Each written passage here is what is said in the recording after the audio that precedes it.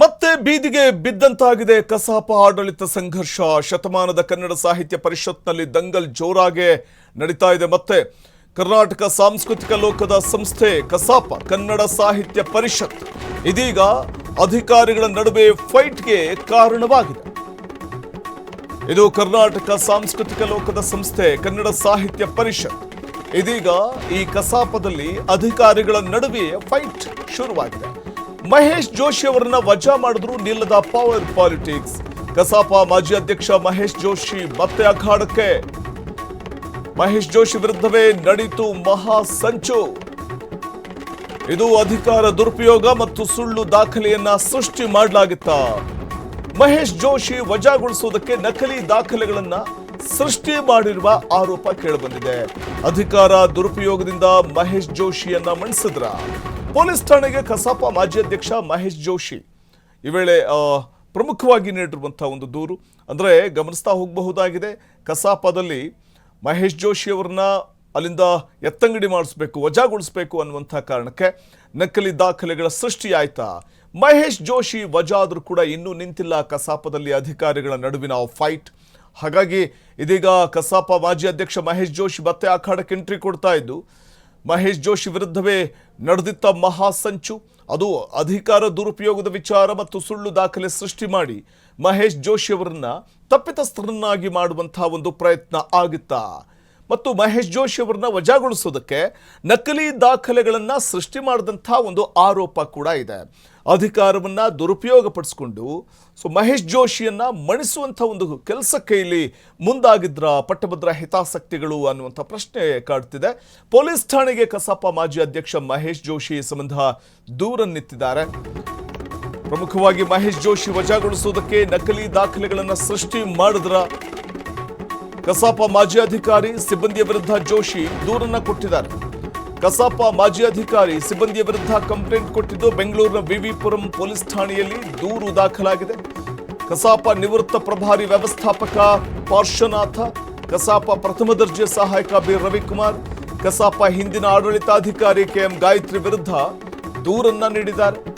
ಅಪರಾಧಿಕ ಷಡ್ಯಂತ್ರ ಮತ್ತು ಸುಳ್ಳು ದಾಖಲೆ ಸೃಷ್ಟಿ ಸಂಬಂಧ ಕಂಪ್ಲೇಂಟ್ ಕೊಟ್ಟಿರುವಂಥದ್ದು ಮಹೇಶ್ ಜೋಶಿ ಅಂಡ್ ಇತರರನ್ನ ಸದಸ್ಯತ್ವದಿಂದ ವಜಾಗೊಳಿಸಿರುವಂಥದ್ದು ಅಧಿಕಾರದ ದುರುಪಯೋಗ ಅನ್ನುವಂಥ ಒಂದು ಆರೋಪ ಕೇಳಿಬರ್ತಾ ಇದೆ. ಅಧಿಕಾರ ದುರ್ಬಳಕೆಯಿಂದ ಸುಳ್ಳು ದಾಖಲೆ ಸೃಷ್ಟಿ ಮಾಡಿ ವಜಾಗೊಳಿಸಲಾಗಿತ್ತು.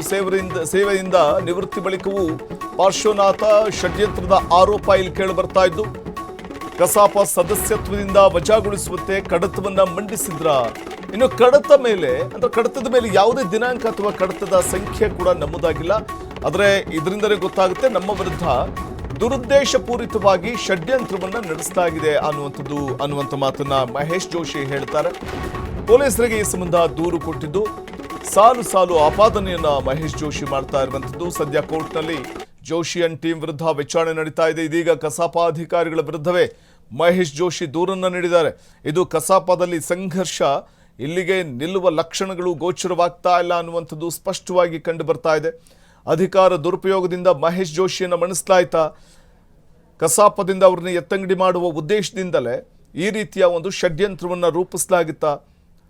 ಇದು ಸದ್ಯಕ್ಕೆ ಮಹೇಶ್ ಜೋಶಿ ಅವರು ಕೂಡ ಈ ಸಂಬಂಧ ನೀಡಿರುವಂಥ ದೂರಿನಲ್ಲಿ ಹಲವು ವಿಚಾರಗಳನ್ನು ಉಲ್ಲೇಖ ಮಾಡಿದ್ದಾರೆ. ಬೆಂಗಳೂರಿನ ವಿವಿಪುರಂ ಠಾಣೆಯಲ್ಲಿ ದೂರನ್ನು ಕೊಟ್ಟಿದ್ದಾರೆ.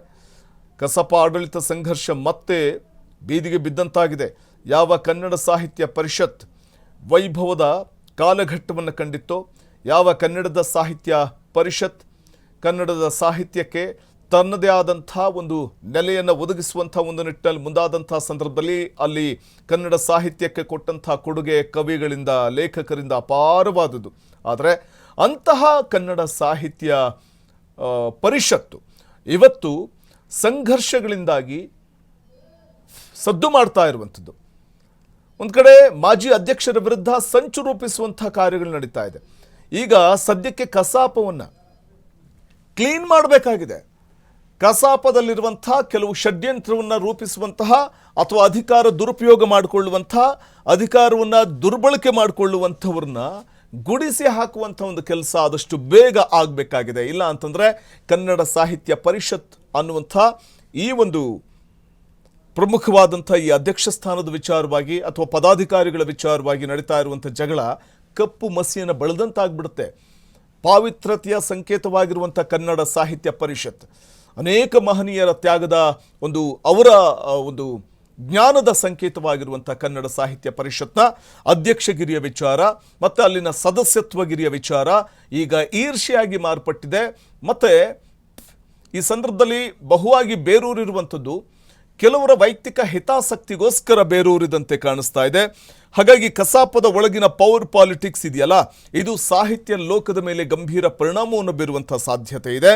ಕೇವಲ ಇದು ವೈಯಕ್ತಿಕ ಪ್ರತಿಷ್ಠೆಯ ಹೋರಾಟನೋ ಅಥವಾ ಸಾಂಸ್ಥಿಕ ಹಿತಾಸಕ್ತಿಯೋ ಅನ್ನುವಂಥ ಪ್ರಶ್ನೆ ಉದ್ಭವ ಆಗುವಂತೆ ಮಾಡ್ತಾ ಇದೆ. ಮತ್ತು ಆಡಳಿತಾಧಿಕಾರಿಗಳು ಹಾಗೆ ಮಾಜಿ ಅಧ್ಯಕ್ಷರ ನಡುವಿನ ಈ ಸಮರ ಅಂತ್ಯ ಆಗೋದು ಯಾವಾಗ ಅನ್ನುವಂಥ ಪ್ರಶ್ನೆ ಸಾರ್ವಜನಿಕರಿಂದ ಮೂಡ್ತಾ ಇದೆ.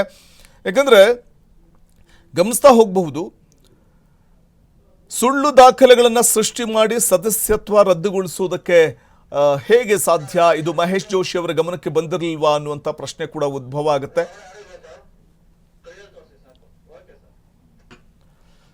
ಅಪರಾಧಿಕ ಷಡ್ಯಂತ್ರ ನಡೆದಿದೆ ಅನ್ನೋದಕ್ಕೆ ಜೋಶಿ ಅವ್ರ ಬಳಿ ಇರುವಂಥ ಸಾಕ್ಷ್ಯಗಳೇನು? ಸೊ ಅವರನ್ನ ವಜಾಗೊಳಿಸಿದಂಥ ಸಂದರ್ಭ ಅವ್ರು ಯಾಕೆ ಸುಮ್ಮನೆ ಇದ್ರು? ಇವೆಲ್ಲ ಪ್ರಶ್ನೆಗಳು ಕೂಡ ಉದ್ಭವ ಆಗುತ್ತೆ. ಅಥವಾ ತನ್ನ ವಿರುದ್ಧ ಷಡ್ಯಂತ್ರವನ್ನು ನಡೆಸಲಾಗಿದೆ ಅನ್ನುವಂಥದ್ದು ಮಹೇಶ್ ಜೋಶಿ ಅವರಿಗೆ ಗೊತ್ತಿರಲಿಲ್ವಾ? ಈ ಪ್ರಶ್ನೆ ಕೂಡ ಕಾಡುತ್ತೆ. ಇನ್ನು ಕೋರ್ಟ್ನಲ್ಲಿ ವಿಚಾರಣೆ ನಡೀತಾ ಇರುವಾಗಲೇ ಪೊಲೀಸ್ ದೂರು ನೀಡಿರುವುದು ಕೂಡ ಕಾನೂನುಬದ್ಧವೇ ಅನ್ನುವಂಥ ಪ್ರಶ್ನೆ ಕೂಡ ಕಾಡ್ತಿರುವಂಥದ್ದು. ಇನ್ನು ಜೋಶಿ ಅವರ ದೂರಿನಿಂದಾಗಿ ಈಗ ಕಸಾಪದ ಇತರೆ ಅಧಿಕಾರಿಗಳ ಭವಿಷ್ಯ ಏನಾಗಬಹುದು ಅನ್ನುವಂಥದ್ದನ್ನು ಕಾದು ನೋಡಬೇಕು.